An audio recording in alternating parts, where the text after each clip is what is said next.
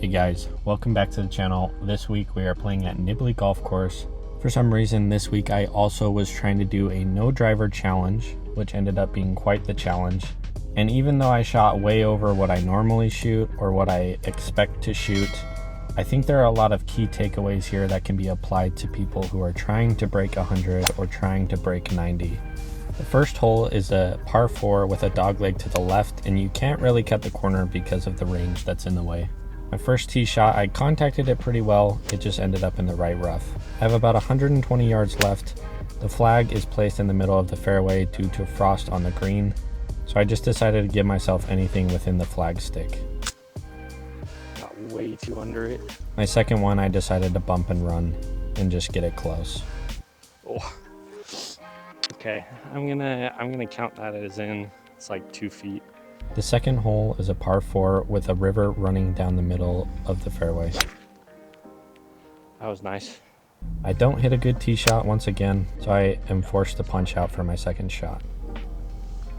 Now that I'm finally back in the fairway, I do hit a pretty decent shot, but it comes up a bit short. There's no need to get fancy around the greens when you're trying to break 100. A simple bump and run is going to do the job 99% of the time. I didn't hit a great first putt, giving myself an uncomfortable 5-footer for double. Luckily, I was able to save it. The key here is you don't want to let a double bogey affect you too much mentally.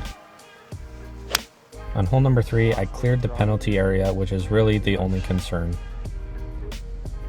Ended up shanking my first chip shot, which was unfortunate, and just not very good putts to follow up. Okay, did not go left at the end. Oh, it goes more left. Hole number 4 is a very short par 4 at 300 yards. Not being able to hit driver was a little bit unfortunate, but it was good practice. Contacted my 4 hybrid a little bit better and was able to hit a good wedge shot. A little left. It's honestly pretty damn straight. With our first and I think our only green in regulation of the day, I'm finally able to hit a par. Hole number 5 is our only par 5 at 453 yards. I hit a good tee shot. I was a little bit left, but I have a good angle towards the green. I've only got 200 yards into this green and I decided to go for it, letting my ego get the best of me. Try your best to plan your misses in places that will not require high skill golf shots. This is an example of what not to do. Hit front. Oh no, that doesn't bounce forward. It's literally on a slant like this. Got too saucy with it. Left to right, especially at the end. That's way too hard. Please hit it. Oh, it didn't go right. It went left. What? And the misread causes me to have an uncomfortable 4-footer for par. Luckily, I was able to slam it in there and save par. Hole number 6 is a longer par 4 at 421 yards. I ended up hooking my tee shot. Bound to happen. Bound to happen. I had to hit 4 hybrid once again and ended up just short left of the green. Just another bump and run to get myself on the green and give myself a putt. A 2-putt for bogey here is completely fine. This one's got to go to the left, I think.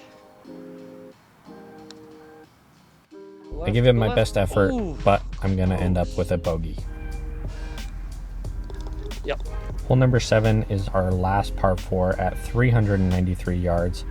I end up hooking my tee shot once again, but I am in a fine spot.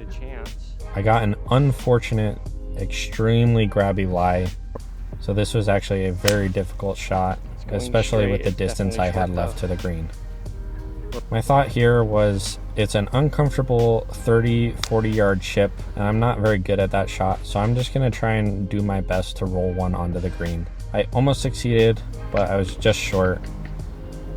And unfortunately, I didn't hit my putt hard enough to save par. Oh, I had it. Yeah. Hole number 8 is a very long par 3 at 195 yards, where once again I hit another hook. Luckily, I didn't end up in the water or any bad spot.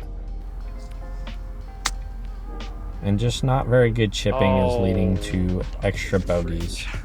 It's a rough day.